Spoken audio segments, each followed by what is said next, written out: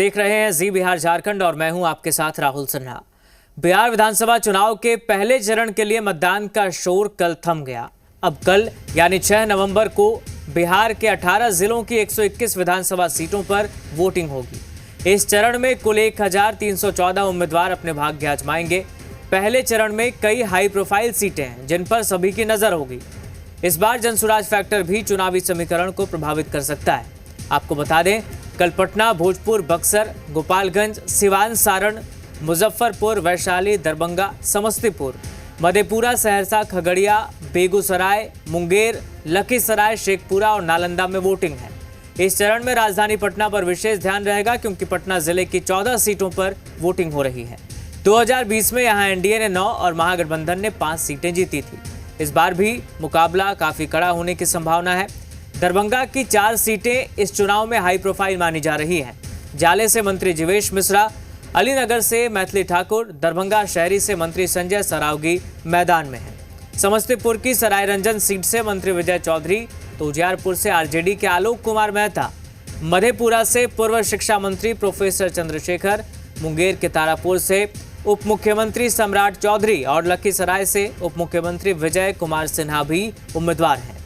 नालंदा जिले पर सबकी नजर नीतीश कुमार फैक्टर पर होगी क्योंकि 2020 में यहां एनडीए ने 7 में से 6 सीटें जीती थी। वहीं कांग्रेस, जनसुराज और मुकेश सहनी के उम्मीदवार कई सीटों पर सीधे मुकाबले में हैं। अब इन सीटों पर किसकी किस्मत खुलेगी, ये मतदान परिणाम आने के बाद पता चलेगा।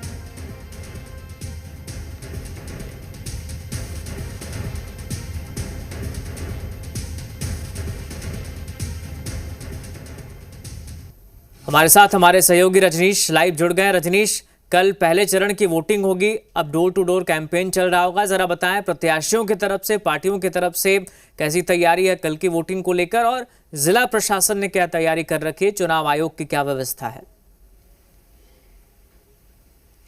देखिए, अब प्रशासन की ओर से तैयारी जो है वो पूरी की गई है। साथ ही साथ तमाम सारे जो कार्य है, खासतौर पे बूथों पे ईवीएम पहुंचवाना, फोर्स का डिप्यूटेशन, इसके अलावा तमाम जो संसाधन है और सुचारू रूप से मतदान हो सके, इसकी तैयारियां तो अब जो अंतिम समय में जो मूर्त रूप देना है प्रशासन के काम काज जो है वो बेहद बढ़ गए हैं। जो कि पहले से जो तैयारियां थी उसको अब अमली जामा पहनाने का समय है। तो बहरहाल ईवीएम जो है वो तमाम जगहों पर, चूँकि सुबह 7 बजे से मतदान होने हैं, इसके अलावा मॉक पोल जो है वो होगा। तो इन तमाम बातों के मद्देनज़र प्रशासनिक तैयारी पूरी है। और यहाँ पे भी तैयारी देखिए, हम मुख्य निर्वाचन पदाधिकारी के इस वार रूम में है और थोड़ी देर बाद इसकी तस्वीर बदल जाएगी। चूँकि अभी यहाँ पे तैयारियाँ ऐसी है कि ईवीएम कोषांग समेत अलग अलग कोषांग जो है यहाँ पे निर्धारित होंगे, उसके बोर्ड जो है वो चस्पा होंगे और इसके बाद यहाँ पे स्टैंडी लगाना और तमाम सारी बातें, और सारे जो यहाँ पे कंट्रोल रूम है जो जहाँ सूचना आती है पूरे राज्य भर से अलग अलग जगहों से, तो इसको लेकर मूर्त रूप दिया जाना है। तो थोड़ी देर बाद यानी 2 से 3 घंटे बाद इस वार रूम की तस्वीर जो है वो बदल जाएगी। 3,75,00,000 मतदाता अपने मताधिकार का प्रयोग कर सकेंगे और जो 18 जो जिले हैं उसमें 121 विधानसभा क्षेत्रों में चुनाव होने हैं। तो तमाम तैयारियां और कैंपेन जो है सघन चलाए गए सभी पार्टी और बड़े नेताओं की ओर से, स्टार कैंपेनर की ओर से। अब लोगों के मत बनाने को लेकर जो प्रचार अभियान कल शाम 5 बजे रुके हैं और कल सुबह से मतगणना जो है वो मतदान जो है माफ कीजिएगा वो शुरू होगी। 5 विधानसभा क्षेत्र ऐसे हैं जहां पे 5 बजे शाम तक ही मतदान हो पाएंगे और एक सूर्यगढ़ा जो विधानसभा क्षेत्र है यहाँ पे कुल 56 बूथ जो है ऐसे हैं जहां पे 5 बजे तक मतदान होंगे और बाकी सभी जगहों पे 6 बजे तक मतदान होंगे। तो यहाँ पे तैयारियां जो है वो यहाँ पे, और इस बीच मतदान को लेकर भी तैयारियां है।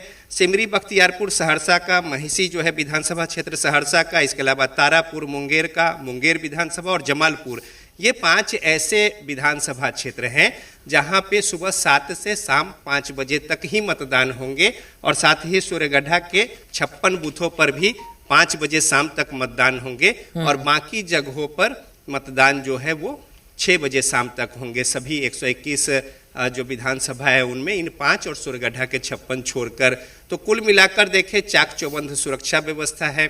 तमाम सारे नेता अब दूसरे चरण पर फोकस कर रहे हैं और उन जगहों पर जाकर अपनी बातों को लोगों के बीच में रख रहे हैं। और इस बीच चुनाव आयोग की जो तैयारियां हैं वो भी यहाँ पे है और थोड़ी ही देर में जगह जगह पे बूथ को भी अंतिम रूप दिया जा रहा है। अभी कई बूथों पर हम भ्रमण करके और वहाँ का जायजा लेके आ रहे हैं।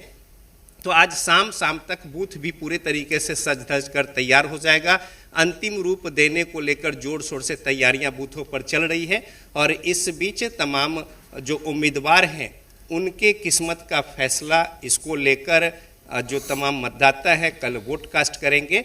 और यहाँ पे जो वार रूम है और कंट्रोल रूम है मुख्य निर्वाचन पदाधिकारी के कार्यालय का, यहाँ पर भी अभी कुछ अंतिम रूप दिया जाना है और इसको लेकर 2 से 3 घंटे में यहाँ पे भी तस्वीर पूरी तरीके से बदल जाएगी। चहल पहल और गतिविधियाँ तेज हैं और यहाँ पे कामों को निपटाया जा रहा है। कुल 45,341 जो मतदान केंद्र बनाए गए हैं, जिसमें 1,341 उम्मीदवारों के किस्मत का फैसला 3 करोड़ और 75 लाख जो मतदाता है वो करेंगे।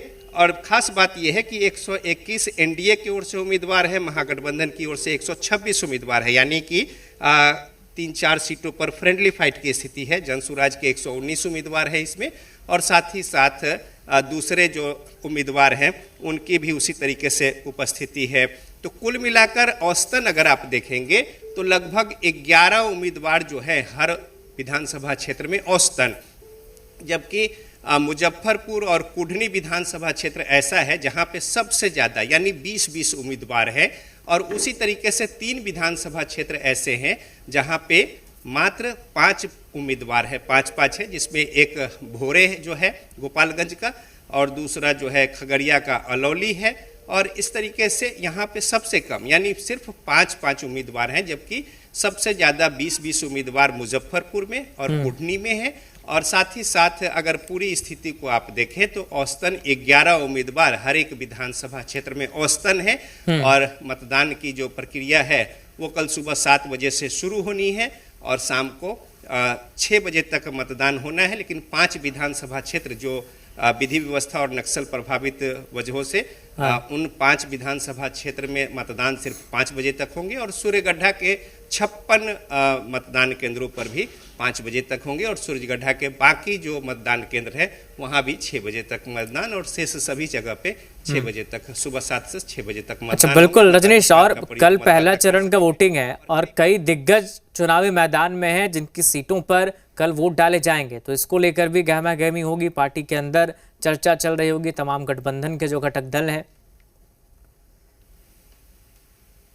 हाँ बिल्कुल, देखिए इसमें सबसे ज़्यादा जो जीती हुई सीट है इस 121 में, उसमें सबसे ज़्यादा सीट जो जीती हुई है वो है आरजेडी की, दूसरे नंबर पर बीजेपी की। और इस तरीके से आप देखें और सबसे ज़्यादा उम्मीदवार जो है इस 121 विधानसभा क्षेत्र में सबसे ज़्यादा उम्मीदवार भी आरजेडी के हैं, दूसरे नंबर पर बीजेपी के उम्मीदवार हैं। तो यहाँ पे गहमा गहमी की स्थिति ऐसी है कि नेता प्रतिपक्ष तेजस्वी यादव खुद राघोपुर से चुनाव लड़ रहे हैं, उनके खिलाफ वहाँ पे सतीश कुमार बीजेपी के उम्मीदवार हैं। और इसके अलावा दोनों उप मुख्यमंत्री सम्राट चौधरी तारापुर से हैं, लखीसराय से विजय कुमार सिन्हा है। इसके अलावा समस्तीपुर के जो विधानसभा क्षेत्र है वहाँ से विजय चौधरी जो हैं वो उम्मीदवार हैं। इसके अलावा मंगल पांडे सीमांत से बिहार सरकार के मंत्री है वो उम्मीदवार है, संजय सरावगी दरभंगा से, यानी कुल मिलाकर देखें 1 दर्जन से ज़्यादा मंत्री बिहार सरकार के। और जाले से जीवेश मिश्रा है, उनके खिलाफ वहाँ बिल्कुल ठीक है रजनीश, हम लौटेंगे आपके पास। एक खबर आ रही है, दर्शकों तक पहुंचा दें। बिहार विधानसभा चुनाव के पहले चरण को लेकर पटना जिला प्रशासन ने व्यापक तैयारी की है। इस बार कंट्रोल रूम में पूरी तरह से महिलाओं की तैनाती की गई है और इसके अलावा शहर के विभिन्न मतदान केंद्रों पर पर्यटन और संस्कृति की झलक भी देखने को मिलेगी। इस बारे में पटना के डीएम त्यागराजन ने बताया, चुनाव के दिन विदेशी प्रतिनिधि भी मतदान प्रक्रिया की जांच करने पहुंचेंगे, जिसमें कुल 7 विदेशी एम्बेसडर शामिल होंगे। उन्होंने बताया, महिला सशक्तिकरण को ध्यान में रखते हुए 541 महिला मतदान केंद्र बनाए गए हैं, जहां लगभग 10% बूथों का संचालन महिलाओं के माध्यम से किया जाएगा। इसके अलावा 14 मतदान केंद्र ऐसे होंगे जिन्हें दिव्यांगजन संचालित करेंगे। मतदान के लिए 3 लेयर की सुरक्षा व्यवस्था रहेगी। तो तमाम तैयारियां की गई है और केंद्रों पर संस्कृति की झलक भी इस बार देखने को मिलेगी। प्राइवेट व्हीकल्स में वोट देने के लिए जा सकते हैं। 100 मीटर परिधि के बाहर गाड़ियां रोकना पड़ेगी। 100 मीटर पैदल जाकर के अपना वोट दे सके। 100 मीटर परिधि में 163 बीएनएसएस के तहत कर्फ्यू रहेगा, यानी 5 लोग के ऊपर लोग जमा नहीं हो सकते हैं। बूथ के आसपास भीड़ नहीं लगाने दिया जाएगा।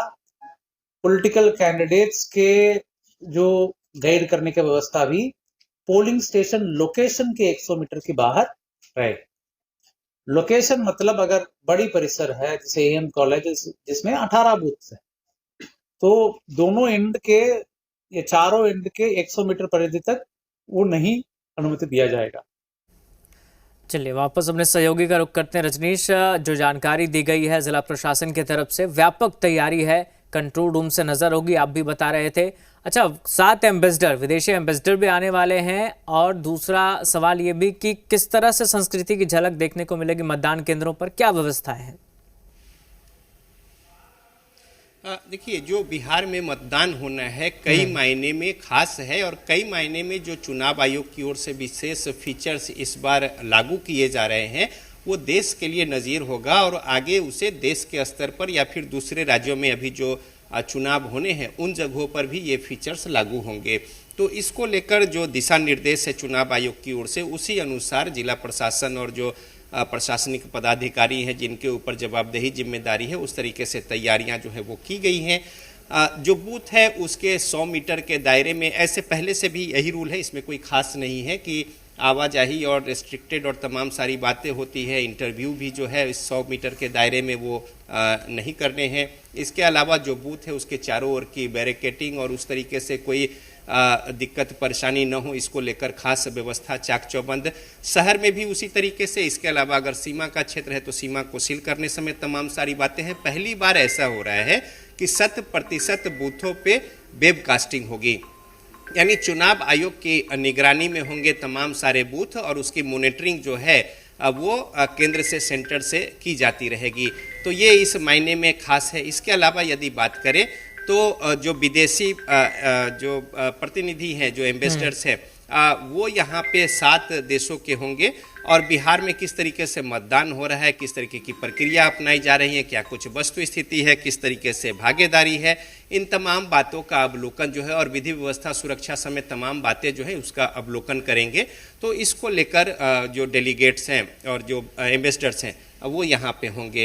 इसके अलावा यदि बात करें तो कई ऐसे बूथ जो हैं साज सज्जा को लेकर, जैसे पिंक बूथ का निर्माण होता था तो पहले गुब्बारे और कुछ साज सज्जा और कुछ इस तरीके की जो सुविधा साधन होते थे, युक्त होते थे, लेकिन इस बार ऐसी व्यवस्था है कि वहाँ पे संस्कृति की झलक दिख रही है। कई जगहों पे मधुबनी पेंटिंग्स हैं, कई जगहों पे जो प्राचीन धरोहर और इसके अलावा जो उस एहतियात जो उस विशेषता वाले स्थान है उसको यहाँ पे चस्पा किया गया है, चित्रों के जरिए डिपिक्ट किया गया है।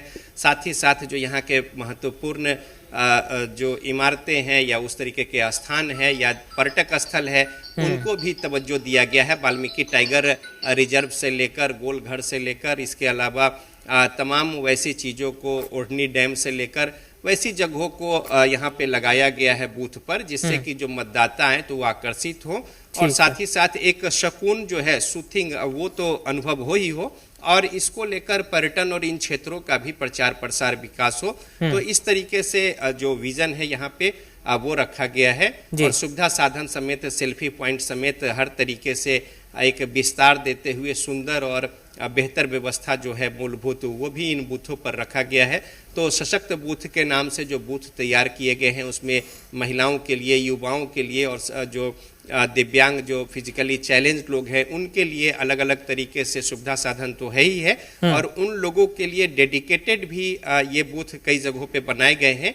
और जैसे कई ऐसे बूथ हैं जहाँ पे सिर्फ महिलाओं द्वारा बूथ का संचालन होगा और तमाम जो कमान है वहाँ पे महिलाएं जो है वो संभालेंगी। तो महिला सशक्तिकरण को लेकर भी एक संदेश देने की कोशिश है। इस बीच तैयारियां जो है वो पूरी हो चुकी हैं और अब ईवीएम को सेंटर पे पहुंचाने समेत जो पुलिस बल है उनकी वहाँ पे मौजूदगी और उपस्थिति होगी और इन तमाम बातों के मद्देनजर चुनाव आयोग के गाइडलाइन के तहत यहाँ पे तैयारियों को अंतिम रूप दिया बिल्कुल, तैयारियों को अंतिम रूप दिया जा रहा है। बहुत शुक्रिया फिलहाल आपका रजनीश, तमाम जानकारी के लिए।